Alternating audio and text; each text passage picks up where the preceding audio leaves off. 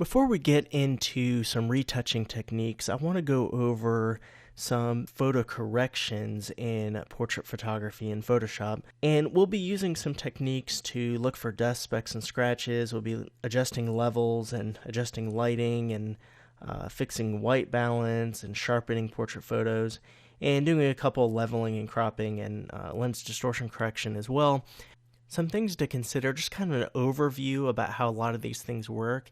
If you go up to image and then adjustments, a lot of these up here have to do with lightness or tonality. So if you go to brightness or contrast, obviously it's going to affect the brightness of the photo. And then contrast, you can have a really flat photo. If you go to the left, you go to the right, it's very contrasty. If you go to image adjustments, levels, you can move the midtones back and forth.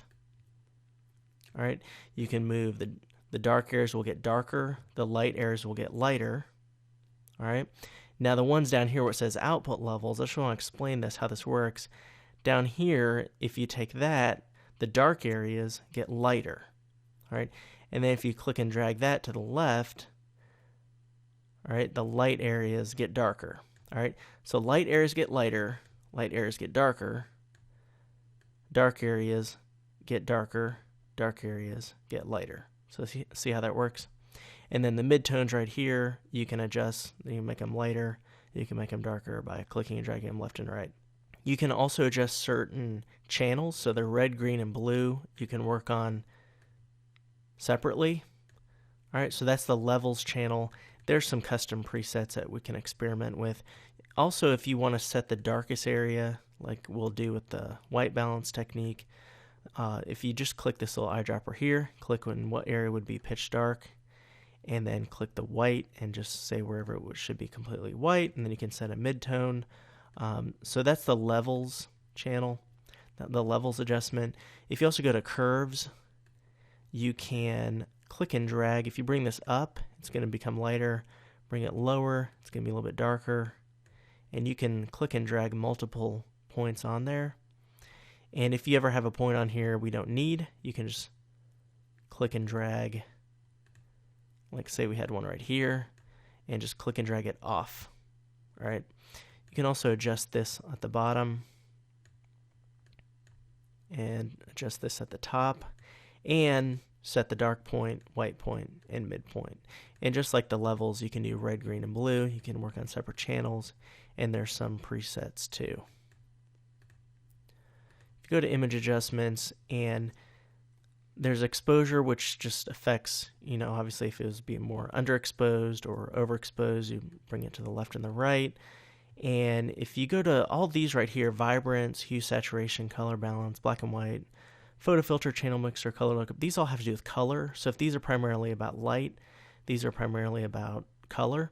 Now some of them do include light in them. There's a little bit of overlap. So if you go to hue, saturation, and obviously this affects the saturation right here, and then you can change the hue, but you can also change the lightness here.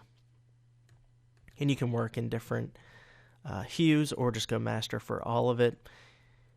And if you go to image adjustments and then there's vibrance, you can increase the vibrance. You can increase the saturation there, left and right.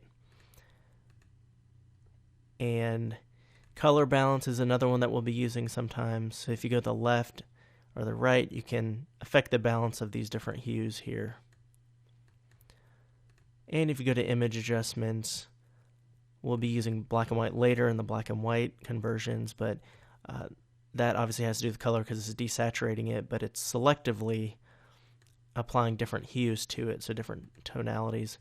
If you go to image adjustments, channel mixer, that's just how the channels are mixed together. So what percentage. And there's a couple other things down here like selective color we will use sometimes.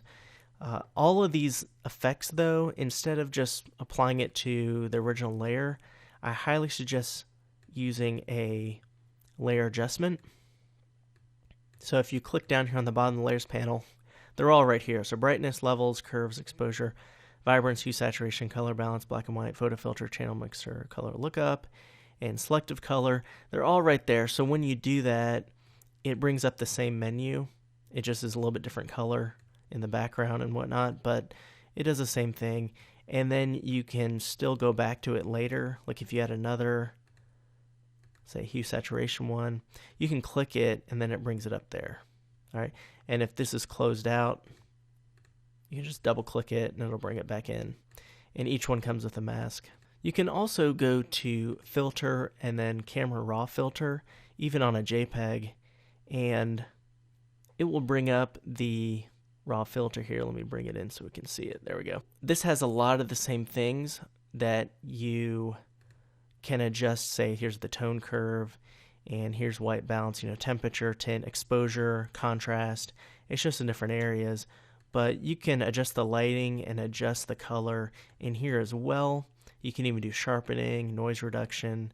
So there's a couple techniques we'll be using the raw filter as well. Of course, if you have a raw file, it'll open that up automatically, but even in a JPEG, we can go to filter and then camera raw filter, and we have the same menu here. All right, so let's go ahead and get started with these photo corrections.